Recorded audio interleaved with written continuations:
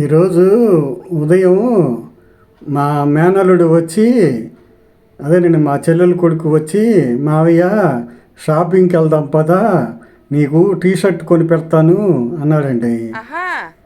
ఒరే నాకు టీ అంటే ఇష్టం ఉండదు, టీ షర్ట్ వద్దు, నాకు కాపీ ఇష్టం కదా, కాపీ షర్ట్ కొని పెట్టమని అన్నానండి.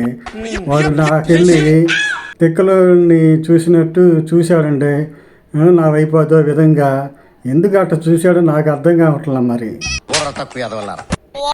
అప్పుడప్పుడు మన ఇళ్లలో పాలు విరిగిపోతుంటాయి కదా, అలాంటి పరిస్థితుల్లో అవి అతుక్కోవటానికి ఓ చిన్న చిట్కా చెప్తాను, జాగ్రత్తగా వినండి. విరిగిపోయిన పాల సైజుని బట్టి మీరు ఒక 4-5 చుక్కలు అందులో గమ్ము వేయండి. తెల్లారేసరికల్లా ఖచ్చితంగా విరిగిన పాలు అతుక్కుపోతాయి. నిజమండి, నమ్మండి నన్ను.